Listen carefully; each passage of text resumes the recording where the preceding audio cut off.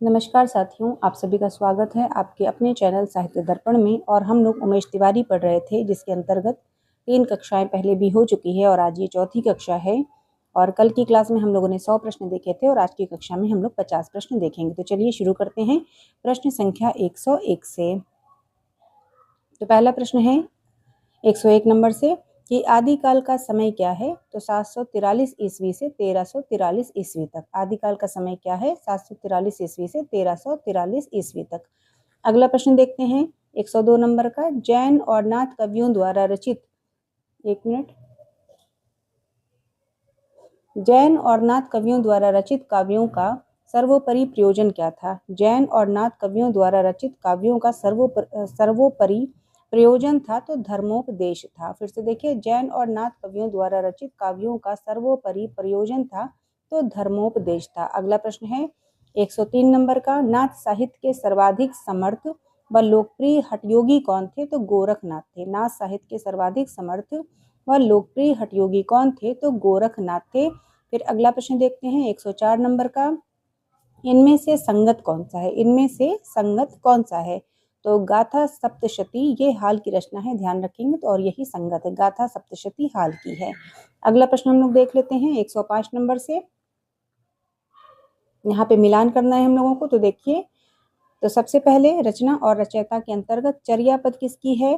तो शबरपा की है। चर्या पद शबरपा की है। रेवंत गिरिरास किसकी है? तो विजय सेन सूरी की है। रेवंत गिरिरास विजय सेन सूरी की है। विजयपाल रासो नल्ल सिंह की है और गाथा सप्तशती हाल की है। अगला प्रश्न देख लेते हैं। अगला प्रश्न है भरतेश्वर बाहुबली रास के रचयिता कौन है? प्रश्न संख्या 106। भरतेश्वर बाहुबली रास के रचयिता कौन है? तो शालिभद्र सूरी हैं। भरतेश्वर बाहुबली रास के रचयिता कौन है? तो शालिभद्र सूरी हैं। अगला प्रश्न है 107 नंबर का। वर्ण रत्नाकर के रचयिता कौन है? तो ज्योतिरेश्वर ठाकुर। वर्ण रत्नाकर के रचयिता ज्योतिरेश्वर ठाकुर। अगला प्रश्न है मैथिली का कवि कौन है? तो विद्यापति हैं। मैथिली का कवि कौन है? तो विद्यापति। अब 109 नंबर पे देख लेते हैं, सुमेलित करना है। तो देखिए, कनकामर मुनि किसकी है? कनकामर मुनि रचयिता तो इनकी है करकंड चरियु। रचयिता और रचना, रचयिता और रचना। तो कनकामर मुनि की है करकंड चरियु रचना। धनपाल की रचना का नाम है भविष्यत कहा। मेरुतुंग की जो रचना है उसका नाम है प्रबंध चिंतामणि। और विद्यापति की रचना का नाम है कीर्ति पताका। ध्यान रखेंगे, कनकामर मुनि की करकंड चरियु, धनपाल की भविष्यत कथा, मेरुतुंग की प्रबंध चिंतामणि और विद्यापति की कीर्ति पताका। अगला प्रश्न देख लेते हैं 110 नंबर का। हिंदी साहित्य की प्रथम रचना कौन सी है? हिंदी साहित्य की प्रथम रचना कौन सी है?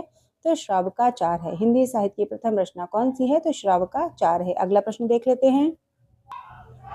अगला प्रश्न है 111 नंबर का कि हजारी प्रसाद द्विवेदी ने हिंदी का प्रथम कवि किसे माना है? हजारी प्रसाद द्विवेदी ने हिंदी का प्रथम कवि किसे माना है? तो देख लेते हैं इसका आंसर। तो देखिए, अब्दुल रहमान। हजारी प्रसाद द्विवेदी ने हिंदी का प्रथम कवि किसे माना है? तो अब्दुल रहमान को माना है। अगला प्रश्न है भाषा सर्वेक्षण किसकी रचना है? भाषा सर्वेक्षण किसकी रचना है? तो ग्रियर्सन की रचना है। भाषा सर्वेक्षण किसकी रचना है? ग्रियर्सन की। संगत अनुक्रम नहीं है। अगला प्रश्न बताना है। यहाँ पे चार ऑप्शन है और इसमें से कौन सा संगत अनुक्रम नहीं है? तो ढोला मारूरा दोहा, इसके आगे देखिए भीम कवि लिखा है और ये संगत अनुक्रम नहीं है, क्योंकि ढोला मारूरा दोहा जो है ये कल्लोल कवि की है। तो ये वाला संगत अनुक्रम नहीं है। और हमीर रासो शारंगधर का है, ये सही है। योगचर्या डोम्बिपा की है, ये भी सही है। और नरवई बोध गोरखनाथ का है, ये भी सही है। तो ये तीनों ही सही था। और ढोला मारूरा दोहा ये भीम कवि का नहीं है बल्कि कल्लोल का है, तो ये वाला ही संगत अनुक्रम नहीं था। अगला प्रश्न देख लेते हैं, संगत अनुक्रम कौन सा है? तो देखिए, जोइंदू की जो रचना है उसका नाम है योगसार और ये संगत है। अगला प्रश्न, निम्न में से संगत कौन सा है? तो राम सिंह का पाहुड़ दोहा है और ये संगत अनुक्रम है। अगला प्रश्न है 116 नंबर का। हिंदी मुक्तक काव्य परंपरा का सबसे प्रिय छंद जो आदिकालीन साहित्य की देन है वह है? तो वह दोहा है। अगला प्रश्न देखते हैं 117 नंबर का। पृथ्वीराज रासो के संदर्भ में कौन सा कथन असत्य है? तो देखिए, यहाँ पे ग वाला ऑप्शन जो दिया है कि इसमें राजा विजयपाल के प्रेम व युद्धों का वर्णन है, यही गलत है। क्योंकि प्रश्न क्या है कि पृथ्वीराज रासो के संदर्भ में कौन सा कथन असत्य है? पृथ्वीराज रासो में राजा विजयपाल कहाँ से आ गए? तो ये वाला ऑप्शन गलत है। ठीक है, अगला प्रश्न देख लेते हैं। पृथ्वीराज रासो की शैली निम्नलिखित में से क्या है? तो डिंगल शैली है। पृथ्वीराज रासो की शैली निम्नलिखित में से क्या है? तो डिंगल शैली। अगला प्रश्न, पृथ्वीराज रासो के सर्गों को कहा जाता है, तो क्या कहा गया है पृथ्वीराज रासो के सर्गों को? तो समय। ये प्रश्न एग्जाम में पहले भी कई बार पूछा गया है, तो ध्यान रखेंगे। पृथ्वीराज रासो के सर्गों को कहा गया है, तो समय कहा गया है। अगला प्रश्न है 120 नंबर का, पद्मावती समय, कैमासवत आदि आदि किस रासो ग्रंथ के प्रसिद्ध प्रसंग हैं? फिर से देखिए, पद्मावती समय, कैमासवत आदि किस रासो ग्रंथ के प्रसिद्ध प्रसंग हैं? तो पृथ्वीराज रासो के हैं। अगला प्रश्न देखते हैं 121 नंबर से, किस सिद्ध कवि की रचनाओं में रहस्य भावना की प्रधानता है? तो लुइपा के। फिर अगला प्रश्न है, उस समय जैसे गाथा से प्राकृत का बोध होता था, वैसे ही दोहा कहने से अपभ्रंश या प्रचलित काव्य भाषा का पद्य समझा जाता था। कथन किस विद्वान का है? तो आचार्य शुक्ल का है। अगला प्रश्न है 123 नंबर का, विद्यापति ने कीर्तिलता की रचना किस भाषा में की है? विद्यापति ने कीर्तिलता की रचना किस भाषा में की है? तो अवहट्ट में की है। अगला प्रश्न देख लेते हैं 124 नंबर का, निम्न रचनाओं को काल क्रमानुसार व्यवस्थित कीजिए। तो देखिए, काल क्रमानुसार जब व्यवस्थित किया जाएगा तो सबसे पहले कुवलय माला आ जाएगी, फिर राउलवेल, उसके बाद उक्ति व्यक्ति प्रकरण और उसके बाद कीर्तिलता। अगला प्रश्न देख लेते हैं 125 नंबर का, सिद्धों में साधना में शून्य का पूरक तत्व है। सिद्धों की साधना में शून्य का पूरक तत्व है, तो क्या है? ज्ञान है।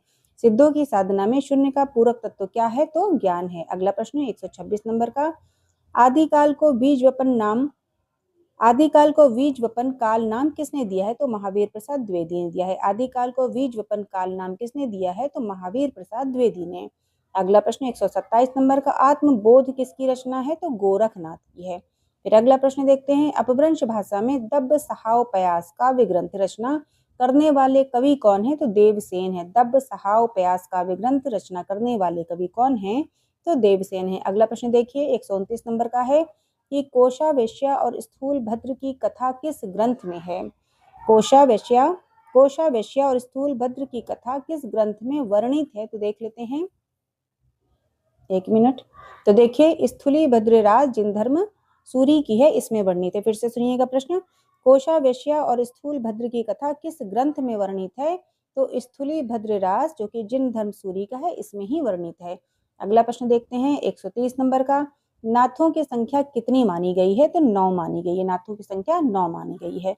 अगला प्रश्न है, नाथ पंथ या नाथ संप्रदाय के सिद्ध मार्ग, योग संप्रदाय, अवधूत मत एवं अवधूत संप्रदाय नाम भी प्रसिद्ध है। यह कथन किस विद्वान का है? तो आचार्य हजारी प्रसाद द्विवेदी का है। फिर अगला प्रश्न देखते हैं, निम्नलिखित में से कौन सी रचना आदिकालीन लौकिक साहित्य की श्रेणी में नहीं रखी जा सकती है? तो दोहा कोश है। फिर से देखिए, निम्नलिखित में से कौन सी रचना आदिकालीन लौकिक साहित्य की श्रेणी में नहीं रखी जा सकती है? तो दोहा कोश। अगला प्रश्न, रासो ग्रंथों की भाषा बताना है। क्या है रासो ग्रंथों की भाषा? तो डिंगल और पिंगल है। रासो ग्रंथों की भाषा क्या है? तो डिंगल पिंगल है। अगला प्रश्न है, नल सिंह द्वारा रचित रासो ग्रंथ है। नल सिंह द्वारा रचित रासो ग्रंथ है तो विजयपाल रासो है। साथियों, सिर्फ आंसर हम पढ़ रहे हैं, यहाँ पे 4 ऑप्शन है। अगर 4 ऑप्शन को पढ़ेंगे तो समय भी अधिक लगेगा, इसीलिए सीधे प्रश्न के बाद सीधे आंसर पढ़ लेते हैं। ठीक है, चलिए अगला देख लेते हैं, बौद्ध धर्म के किस तत्व के प्रचारार्थ सिद्धों ने लोक भाषा में साहित्य रचना की? फिर से देखिए, बौद्ध धर्म के किस तत्व के प्रचारार्थ सिद्धों ने लोक भाषा में साहित्य रचना की? तो वज्रयान। फिर अगला प्रश्न है, किस ग्रंथ में दोहद कामना का प्रसंग वर्णित है? दोहद कामना का प्रसंग किसमें वर्णित है? तो करकंड चर्यू में है। अगला प्रश्न देख लेते हैं, असंगत कौन सा है? यहाँ पे बताना है कि असंगत कौन सा है। तो देखिए, पंच पांडव चरित्रास, इसके आगे ज्योतिरीश्वर ठाकुर है, ये गलत है। पंच पांडव चरित्रास के रचयिता ज्योतिरीश्वर ठाकुर नहीं है, जबकि शावकाचार देवसेन की है, दोहा कोश सरहपा की है और योगसार जोइंदू की है। और जबकि पंच पांडव चरित्रास जो है ये शालिभद्र सूरी की है। अगला प्रश्न देख लेते हैं। अगला प्रश्न है प्रश्न संख्या 138 और यहाँ पे सुमेलित करना है। तो देखिए, भू परिक्रमा किसकी है? तो विद्यापति की। राउलवेल किसकी रचना है? तो रोडा कवि की। पद्मिनी चरित किसकी रचना है? तो बालचंद की। और हरि चरित्र किसकी रचना है? तो लालच दास की। तो ध्यान रखेंगे।